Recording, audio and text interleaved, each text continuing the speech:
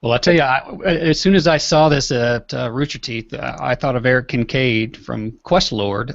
He created, a 2D pixel dungeon crawler, and a lot of his community is embedded in the storyline that he's created for this app. So being able to, physically print and have those tangible pieces of the game, to me, just made a lot of sense. It seemed like a great way for developers to differentiate themselves from another Flappy Bird and that sort of thing.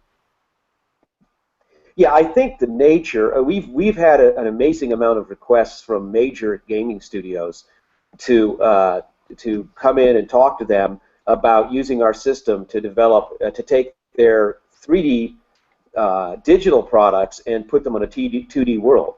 I can't disclose some of those because some of those we're in the middle of negotiations on, but I will tell you this: this community will grow because with developers, the actual video game developers starting to put their products on our system, it gives them a new avenue of sales. B, it's really at the base level. This is this business is a collectible business, and it could really revolutionize things. You can imagine if you could go to a GameStop where they have a 3D printer, you order some Necrovirus stuff, or you order some BoardCraft related elements, and then they're printed at your local GameStop. It drives traffic to GameStop. It drives support for the developers' core projects. That rabid community can grow quickly, and that's, I think, really what a lot of the game developers who contacted us. They see the potential there of taking some of their properties, which are really hot properties, and making them into a physical form game. Yeah, sorry. It's interesting that you say, before that even if you go to some of these 3D printed models and try to print them from a variety of different sites, you might not wind up with what you want, but here you have something that's dedicated to printing game pieces, right? Something that is going to give you the result that you want. So I think that's a great thing as well. Yeah, I mean, we talk about on the site about making sure you have the right profiles for your printer. And that's a big component of this. To make this turnkey, to make this mass market, having a model that comes with its profile that tells the printer how to print it is significant. That key change is I think going to be the other thing that really makes BoardCraft an attractive go-to location for 3D printer people, is that you can say here's a model, print it, but unless you've set the right speed for the movement of your printer head, unless you've set the right temperature on your bed, you can have prints that die in the middle of the print, and you can have all kinds of things happen.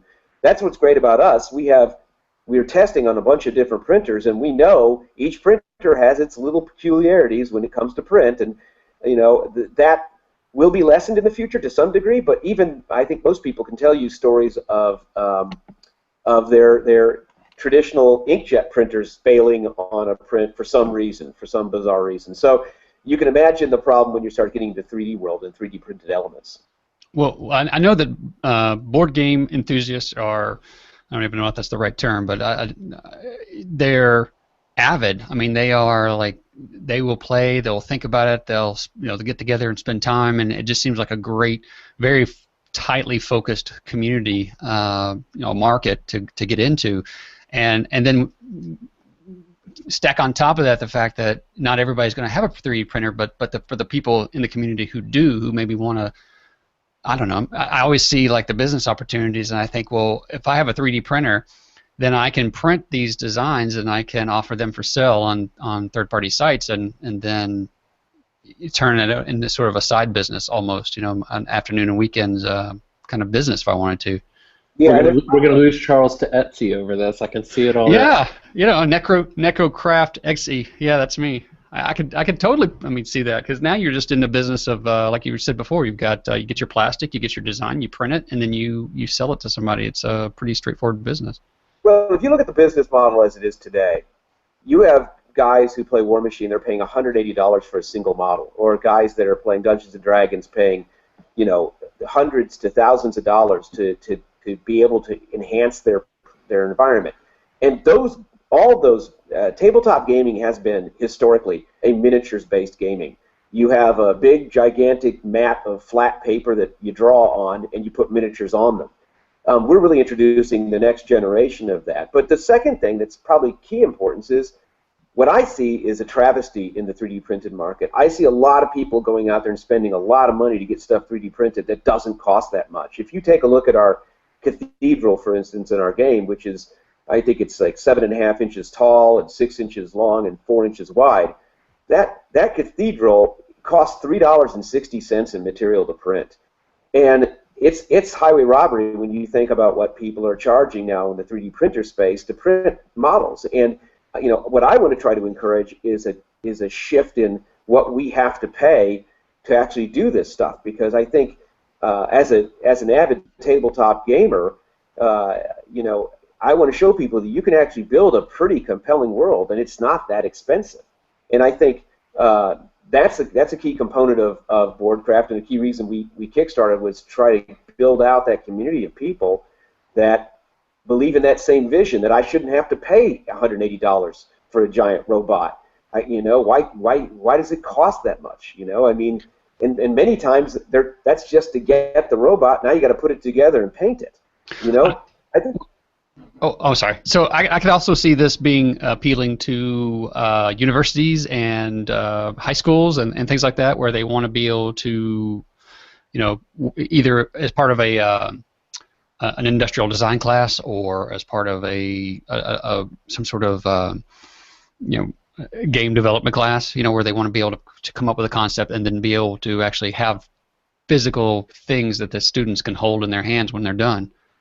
Yeah, we had a guy that was head of an entire school system come to us at Gen Con, and he said, "Listen, I have 65 schools in the system, and we're trying to get kids to use the 3D printers, but all we really have for them to print is a cell phone case or rings and trinkets." He goes, "This actually offers us the opportunity to have something that the kids will actually want to print." And the second thing is that even my own 8-year-olds, we brought in their zombie turkey game that they designed on the system, and we printed. And when they got through playing it, every teacher and every parent was contacting me saying, "How did you guys do that? That was an amazing." Our kids all day long talked to us about this zombie turkey game that they played at school. And I think this is really shows the magic of the system. And I think that a lot of people just don't understand it enough. I wish I could explain why we're not doing better on Kickstarter, but I think it's kind of a comedy of errors. I mean, all the great reviews are coming in really late, and I think people have skepticism about, is this really something that's a reality? That's why we spent so much time going to these shows and showing people the models and saying, "Guys, this exists. It's real. It's not. This is not. We're not having to Kickstarter because this is something we think we can produce. We've produced it." And in fact, on our Kickstarter at $125 pledge level, you get the starter kit for Necrovirus, which is a really compelling 3-dimensionally printed game. Right there, you just passed by it on your screen. But this has got 12 buildings. It's got all the road tiles. It's got all the components, the cards, everything. And by the way, that will start shipping a month after we close the Kickstarter. Actually, it'll start shipping before that, but. So if we're successful in the Kickstarter, though, you would be getting that product before, in just a couple of months. And, that's what you're really paying for with your $125 is a physical game that you get and you get to play.